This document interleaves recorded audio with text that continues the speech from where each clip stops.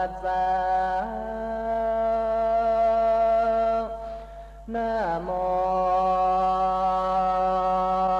ตัสสะภะคะวะโตอะระหะโตสัมมาสัมพุทธัสสะนะโม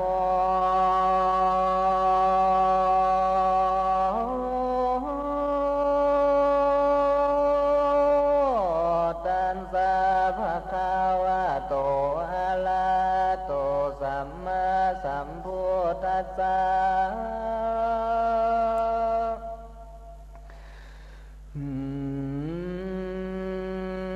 จุจะโกปิอาจุตตาปัสเสนะกติตามะเขนะกันตัวยาวาจตุลัสสะโปกขลานิติรังปัตตัวจินเตสี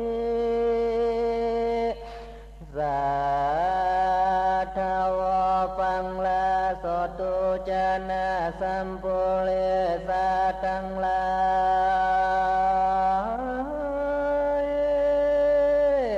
อันสามโมอันว่าอาสาโล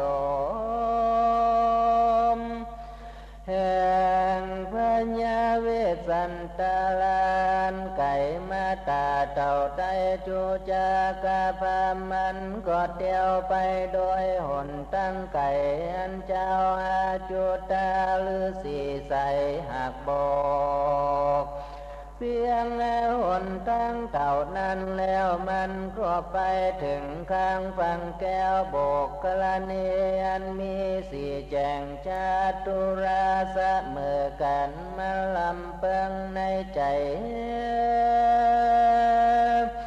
ว่าอันจะใน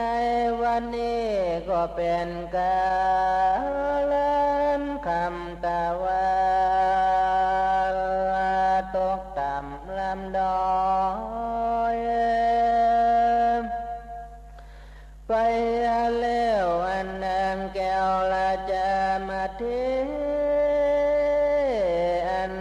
เป็นแม่สองสาลีพี่น้องก็มาสู่ห้องสาลาจะแล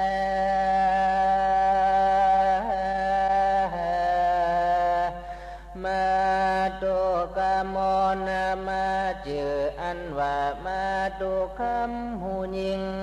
ทั้งหลายนี้ย่อมมีกรรมตะนีบอดรู้ดีสะละตานย่อมบันดาลเนื้อหาจางลาบแห่งยาจงวานิพงตั้งหลายได้สเวในวันผูกเจ้านางหนุ่มเนาราชามัดเทียนเป็นสองสาลีเข้ากว่าในดาวป่าดงไผ่กุญญาเข้าไปสู่ที่โยตาเวสสันดรจักวอนขอเอาลูกแก้วกันได้แล้วก็จังรีบด้าหนีแต่อันนางมาทีบอกมาหลอดนำเจ้ายอดนี่ปัญจแล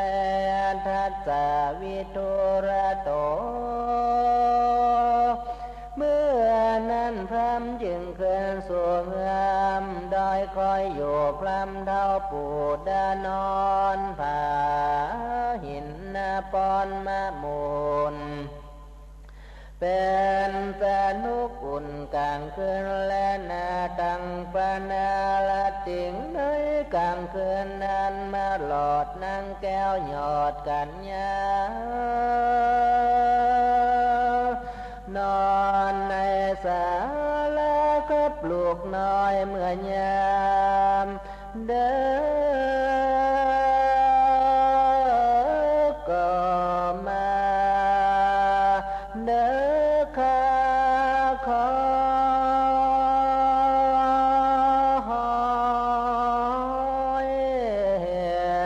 เมื่อก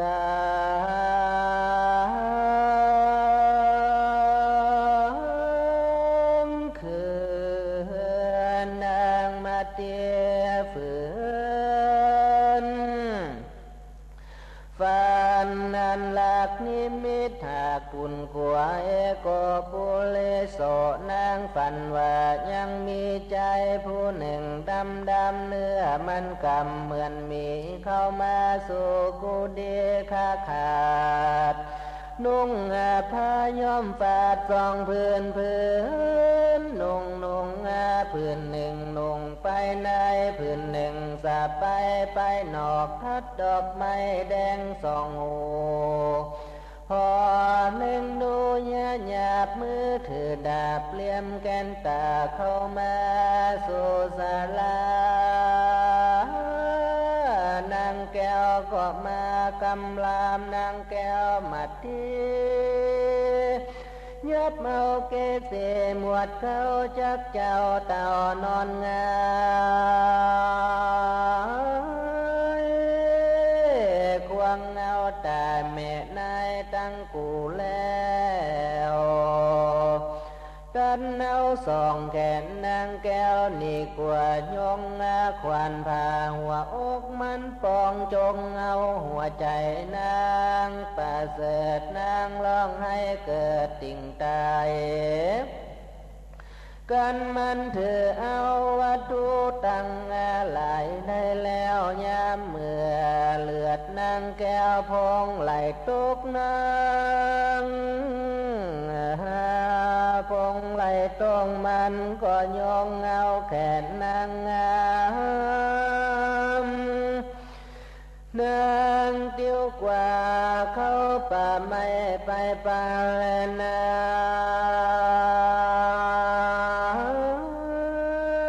สาปาบุญจิตตัวนางมาที่ยังลับบ่ทันจืนนางแก้วตื่นกะจังฝันนางบ่เคยฝันนันหลักนางตกใจมากนักหนานางคะนิ่งใจว่าโอ้ยว่าโอ้ยกำฝันนั้นนี่นา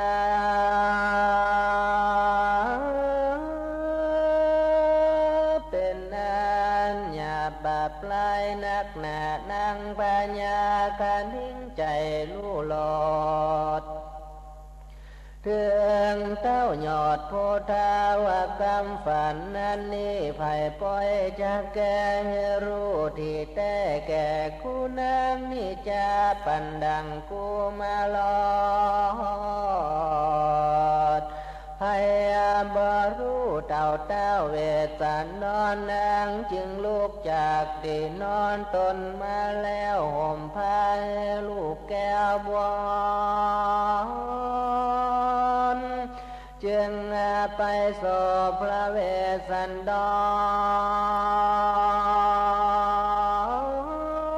รเวียงยามสงัดเตียงกลางคืนนางก็ไปยืนตีตอยก้อยตีเป็นประตูศาลาเพื่อสัญญาเต้าตื่นเพื่อไขรู้แจ้งจืนกำฝันนั่นแลมาอาสะโตอันว่ามหาสันเจ้าเต้าจึงเป็นจารณะดูว่าไผมาต่อยประตูกูนี่จะพิว่าผีก็ลังต่อยไปบนกันว่าคนก็ลังว่าต่อยตำกลางกันว่าสันติราชา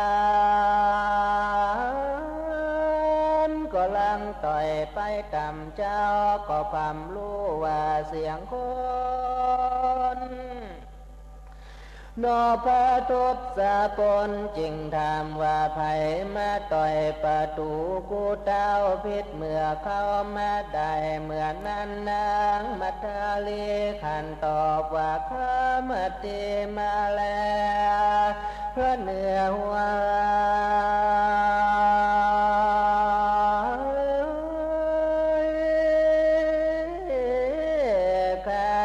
พระทนสะพลเป็นเจ้า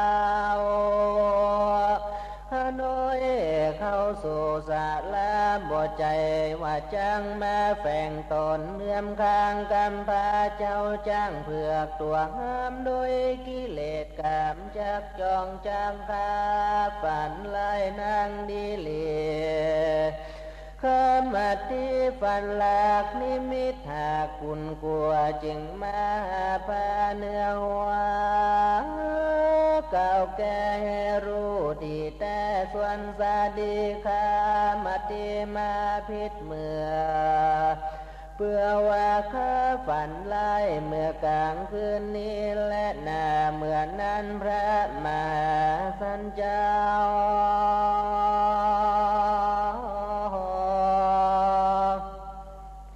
ลำเปิงดูดังนี้แล้วตนแก้วจึงเล่าลมนางว่าดูลานางเมื่อก่อนนางเคยนอนบนเนื้ออันสะอาดดูวิลาศเลื่องไหลลวดเจือไปโดยศาสตร์นอนข้ามตั้งพระผ่อนโกดเจ้าสลีนงแล้วนัดนองทะลงเครื่องยองย่อมเจียงคานบัดนี้นางมาโยในป่าดอ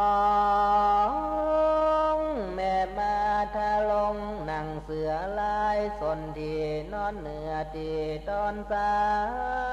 ยทุกเรือลายเดือดไม่กินลูกไม่ใส่เนื้อตองนอนเนื้อดินบ่มีศาสตร์ใบไม้หลวดลงนอนแม่ยาอาวรเศร้าโศกจุงไปนอนกับด้วยลูกเต้าสองระเตอ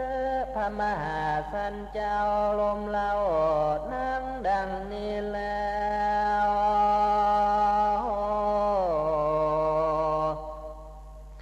ก็ส่งให้นางแก้วกำมาสู่ศาลาดังเก่าหันแลสาวิภาตา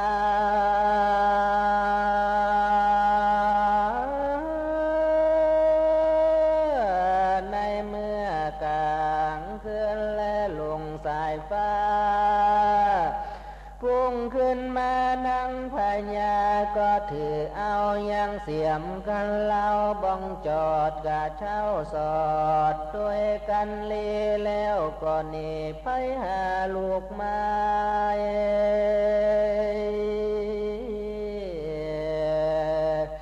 อย่าร้องให้ก็อย่าหนีไปน้ำตาไหลจากเบาให้เข้าป่าตรงไพรวันนั้นแลตาตาจุจะโกไตกะลานานจูจะกะพรามผู้เท่าตื่นลุกขึ้นเจ้ากินง่ายมันก็สบายทงข่มเต้าพามก่อยลงมาหนีจากผ้าปากทามกินน้ำบิ่มเพียงใจมันก็คันเองในลู่หลอดวาดนางเต้ายอดเทวีจักหนีไปสู่ป่าแล้วละลูกแก้วโยสาลามันเตียวไปโดยมาการบ่อใหญ่พรามก็ไต่ไปตามเข้าสู่อารามป่าไม้ที่พระเงาไทยโยภาวนา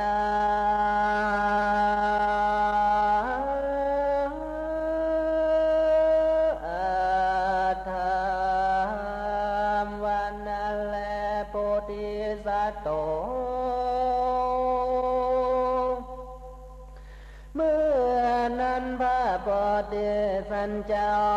จังปฏิสันดานคำโดยเท่าจูจากะพามจึงมีคำงามตอบถอยจะจ้อ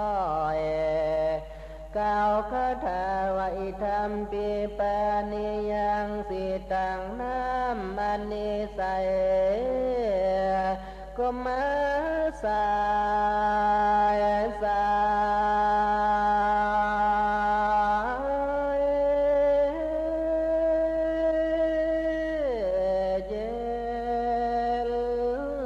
มาเย็นจิวจิวนางมาเทียตักเตียว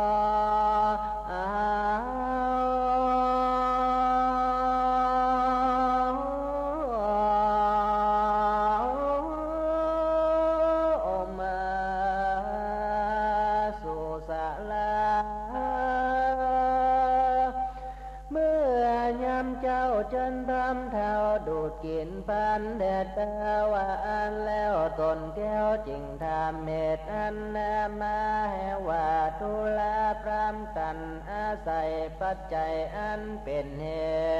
ตุเยืองแสวงเที่ยวเตดเดินมาเราทำมาดันจุงกล่าวให้ลูกข่าวคำเคืองก่อนเตอจูจาโกปีเมื่อนั้นพรามผู้เท้า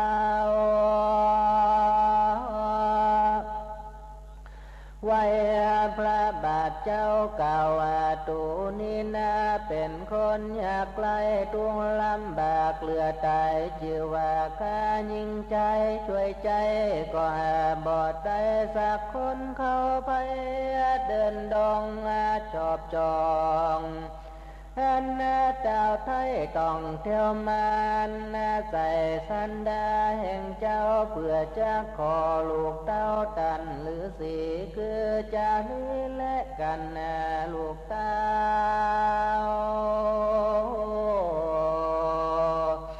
ตันจงเนาเตตันแก่กันไหวนามาขอนิเตตั้งสุดตัว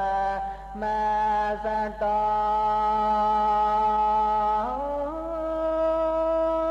เมื่อนั้นพระมาสันเจ้าได้ยินพรำเท้าเก่าขอตันวิจัยบ้านจมจื่นใจต้องตื่นโดยยินดีนั้นและนาตามาทางปะกาเส้นโตสัทธาพิงกาเวดู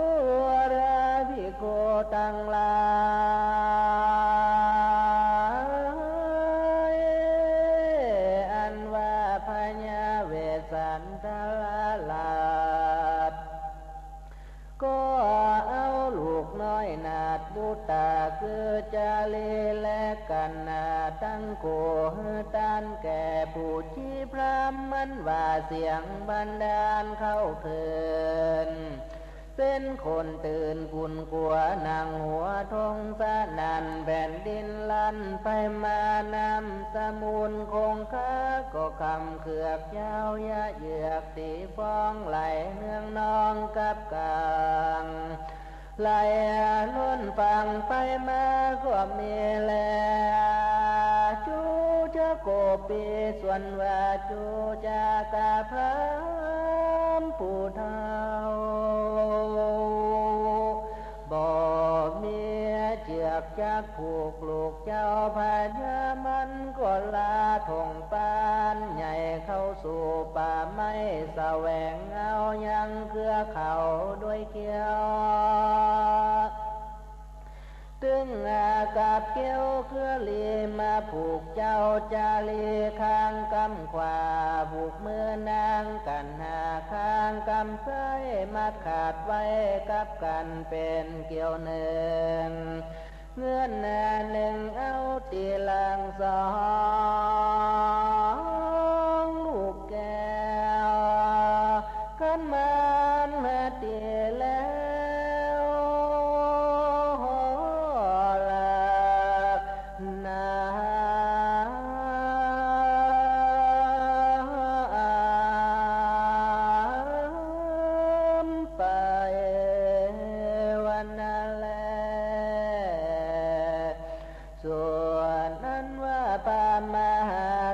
เจ้าบอกปากจากคำโดยลูกเต้าสักคำเจ้าจะลือยินป่าลมรักแม่ร้องไห้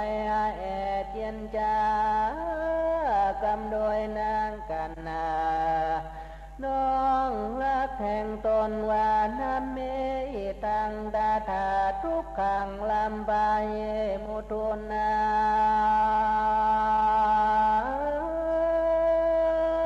อิตัง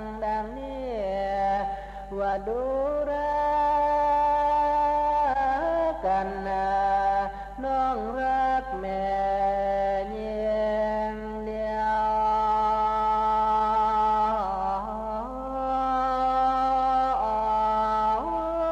แก่เปีย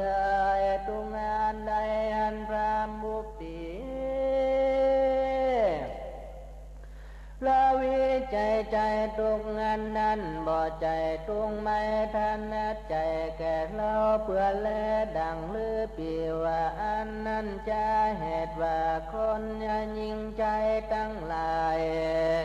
อันเกิดมาในโลกย่อมตุงต้องโศกอันตันบุบตันตีเต่าว่าตุงอันใดอันลาบ่ได้หันหน้าพ่อแม่พญาจอมเมียงตุงอันนั้น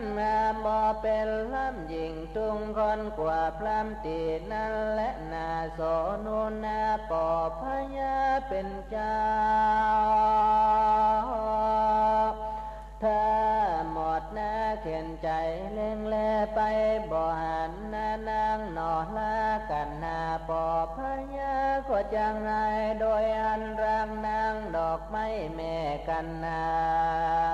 ป่อพญาจังไงแต่วันถึงคำจังไงแต่คำถึงเที่ยงคืนจะให้แต่เที่ยงถึงโลกต่อเต้ามุงดึงสายหัวใจให้อัดแห้งหอดคือดังแม่น้ำห้วยน้อยแห้งขอถึงสายนั่นและนา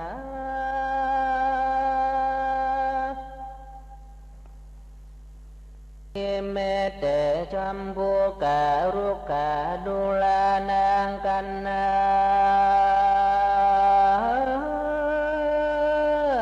น้องร่างยิงเดียวแก่เปียจะเทว่าไม่ตั้งลาฝุ่งนี้คือไม่จมปูมีเหลือแหล่ดาวนี้แต่อารามยังภายงามผ่ำพอมวันอ่อนน้อมก้มลงมาราตั้งสองเคยเล่นลานี่ไก่ละไว้ก็มาละหมู่ไม่หักดอ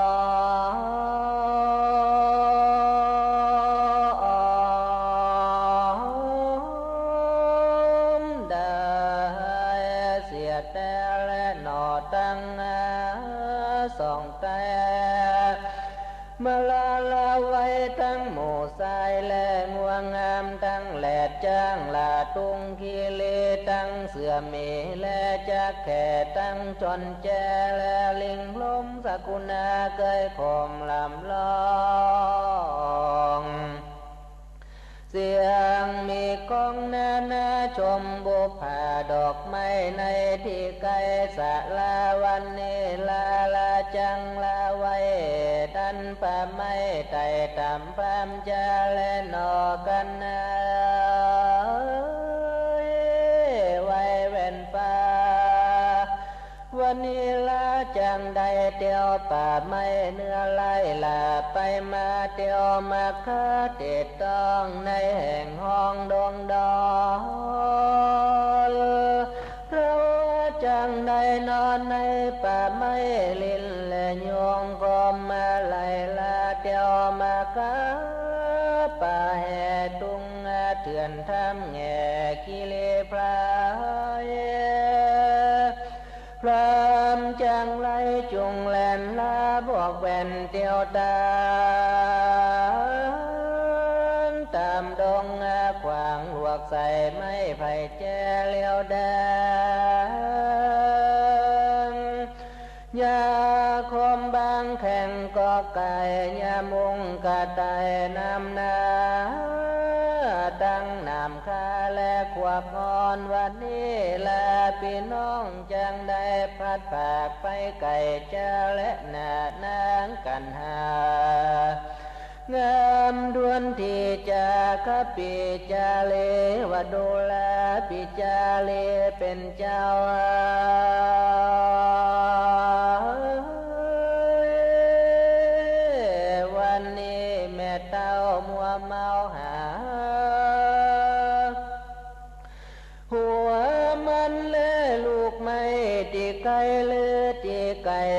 งบ่มาอ้อยทุกขังแต่ละนา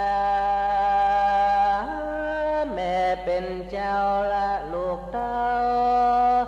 โยม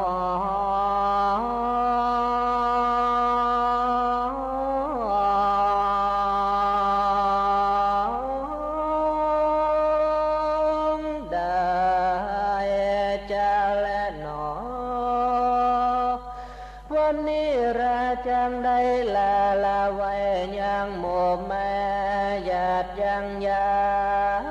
ยตั้งยังภายแลสบาเตตั้งกาละเกตและกันนิกาตั้งจำปาและสาบันงามเบ่งซอยสุลาปีต้นใหญ่น้อยสะเลียนสาธาดอกซอนตายหันและคำป่าตั้งพุทธป่าและจับยามในดงลามทุ่งขอกวันนี้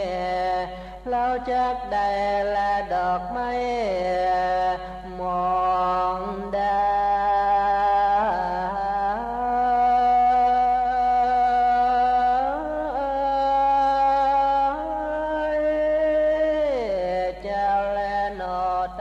ทางปากาแสนต่อสัทธาอานิยามานากุมาลาเตพระมานัสสะปะโมเจเตนะปะทาวิงสุจาลิกันนาจินาโจบเบคาเวดุราภิกขุตั้งหลายตนทะลองสินใสบัวลิญาตในเมื่อพรำเท่าผาดหนต่างเต้านอนขวางกิ้งไข่เหมือนคนไหลไม่เหมือนขอนไม้ไหลไม่ไฟลามส่องกุมารงามพี่น้องก็รู้จักบ่วงของเครือเขาจาลีเล่าเล่นแล้วกันนาแก้วเล่นจอมหลังวิ่งผ้าผ่านไปหาปอร้องให้ต่อปุ่นผ่านเจนและนาจูจาโกพี่ส่วนว่าจูจากาปลาปูเท้าแบกไม้เต้าและปลาทอง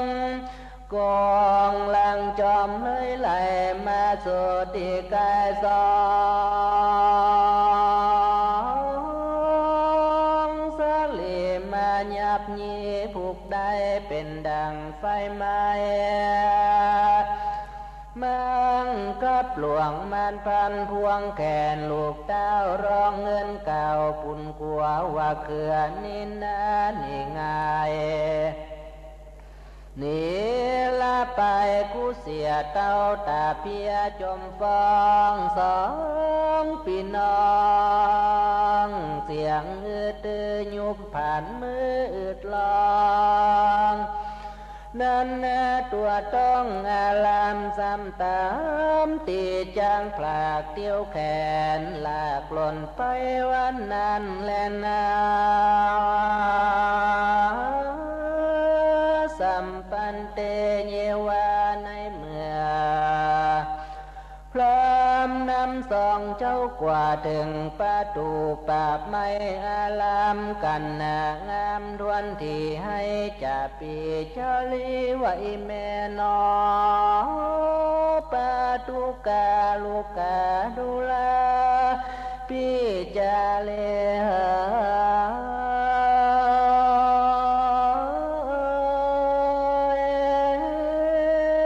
เป็นเจ้าเหยียบปลาตั้งกูลงล้อนว่าวูปั่นไฟหนทางไก่ไปอยากนองลำบากหิวแรงเที่ยวดินแข็งแก้มแร่พระน้าแม่จอมเมืองตะวันเลืองเลือ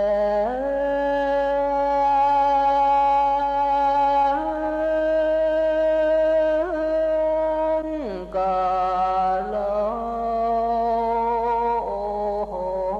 งลำห้อยกากาดก็บายลอ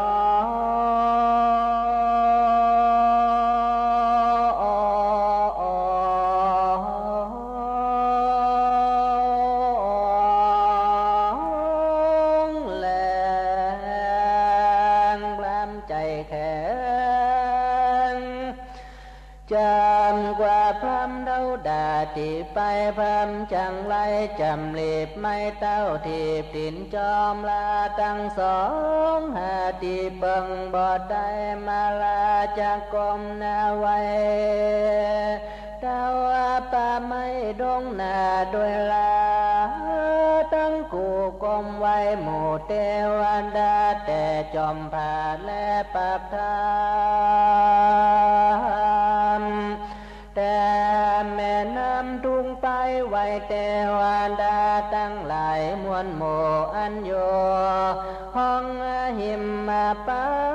ในดงดันที่ไกลอันอยู่ต้นไม้และยายำมันอยู่ในเครือเขาคำปากวางอันอยู่ตาตั้งหิมมาปานขอให้เทวดาข่าวสารนี้ไปบอกแก่แม่ออกเจ้ามาที่ว่าเพื่อข้ายังอยู่ดีเนื้อแม่บ่ต้องพยาที่แต่อันใดตะว่าพระเข็นใจหยาบจ้ามาตีเพื่อข้ากลัวไก่นมว่าอันเตหนอวิชวนชันตูพลโตดุรามุเทวดาตั้งหลายก่อยกรุณาเพื่อขานเป็นกำพร้าปัดปากนานมมานีเดเตขอเจ้าอันอยู่ในดงนาและป่ากว้างอันอยู่ข้างอาลามมันอยู่บนจอมเขาและปากธรรมมันอยู่ในตาน้ำวังวนอันอยู่ไปบนหอนอากาศไปใต้หลวดธรณีในดงนี้ทุ่งสะหลอกขอนำเอากรรมเพื่อข้าไปบอกแก่แม่เจ้ามาทีว่าพามตีปันดังจากข้าจากผากหน้าแม่นำไปพิว่าแม่ใส่ใจยังรักลูกเต้าก็ขอเจ้าเลียบมาปานแม่นดังลือก็จังได้หันหน้าลูกกำพร้าแม่ตั้งสอ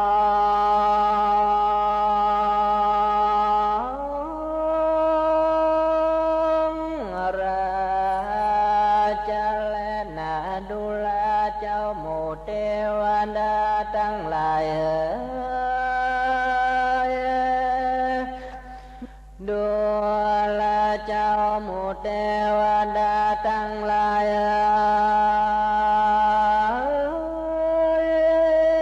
แม่เพื่อข้าจิวามัตตินังเกสีหมวดเก้าไปป่าแต่เจ้าลาแสวงหายังพาลาลูกไม่แม่ออกไทยหากนำมา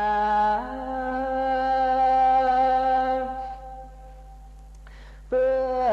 ว่าจังเลี้ยงบุตรลูกเต้ากับดังปอกเจ้าหนอละเจ้าวันนี้แม่จังมาหันสาลานเปล่าแม่จังมาเล่งเลี้ยวลาวเล่งดา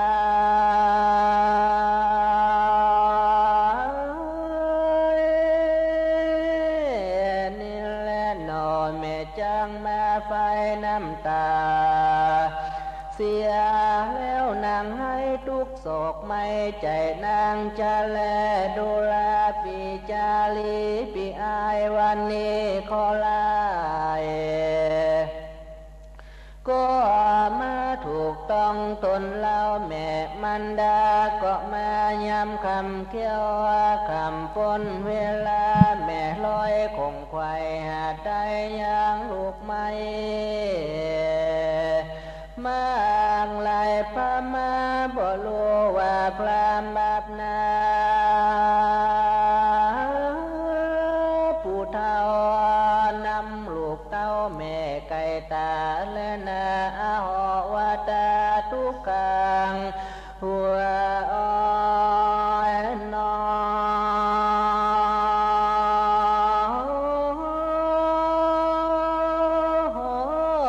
เอ็นโดแม่มาที่เป็นเจ้าผัวผูกเก้าไว้เป็นจาดาแม่เต่ามัวเมาหาลูกไม่วังจังได้ดังเชื่อวันแม่จังเอาหัวมันมาเสียเปล่าลาลูกไม่ไว้เนาไผ่ปอยจังมากินนั้นจะนอแม่มาเตียออกเจ้าเลี้ยงลูกเต้าอยากเสียตายวันนี้หลวงเวลาคำแต่วันตกตามแล้วก็ยังบ่มา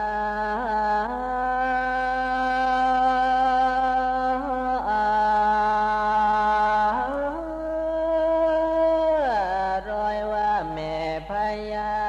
ได้ยัง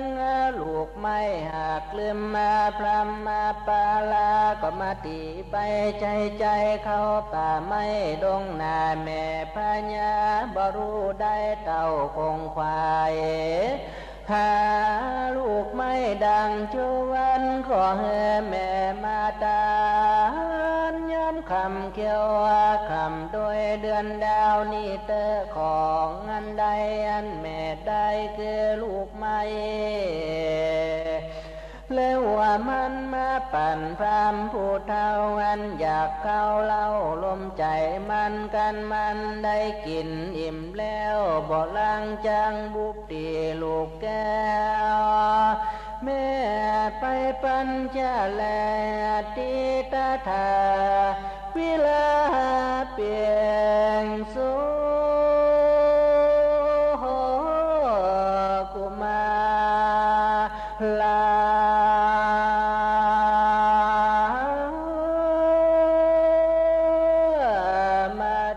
กินดีนอพิกเวดูราภิกขุตั้งหลาย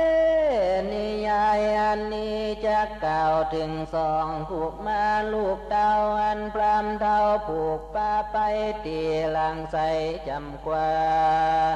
เตียตอนนาปอลาจาปุ่นกโลนา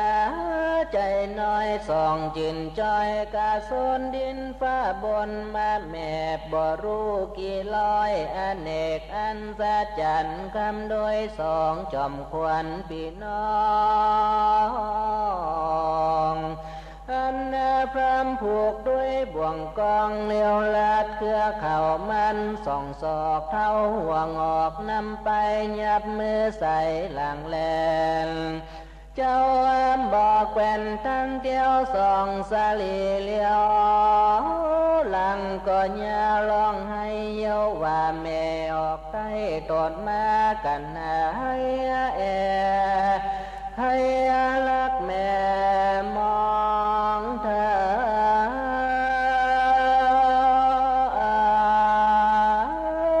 เต็มว่าคนิ่งตึงก็หักแล้วเมื่อแก้วลูกน้ำตาเตียปลาตั้งสองที่สุกก็มาสุกเป็นหนองที่ปองก็มาปองเป็นน้ำที่จำก็จำเป็นเลือดบ่แห้งเหือดสักยามพรามก็เล่งเตี ไปใจเต็มเวลา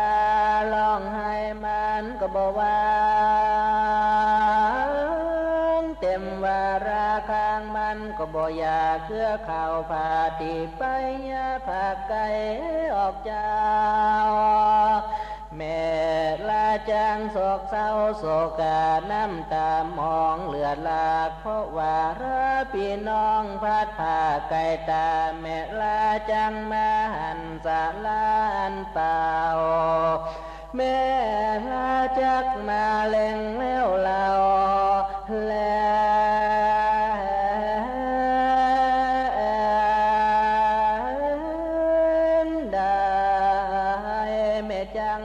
ไฟน้ำตาเสียขาดพมบอดได้หันหน้านางน้อยนาดกันนาวันนี้ลานี่ไก่ตาบอดตันสั่งบ้านนี้แม่ออกเจ้านางหรือว่ายังนอนสองผู้ทอนให้อาแอลองให้รักแม่ไปมาลำลายหาใจแก่ป่าไม้หิมปานิติวุตบากาเรนาก็มีดอยปากานดังกล่าวมานี้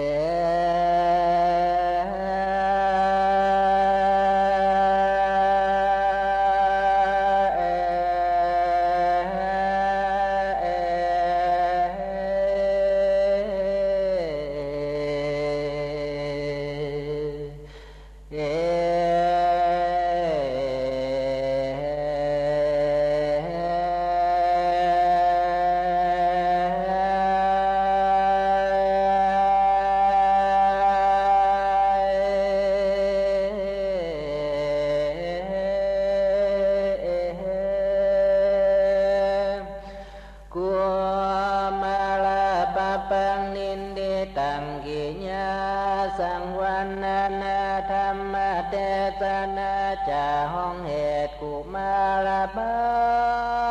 นอันประดำประดาไปโดยคาถาวดา101พระคาถาก็มานินดิตาก็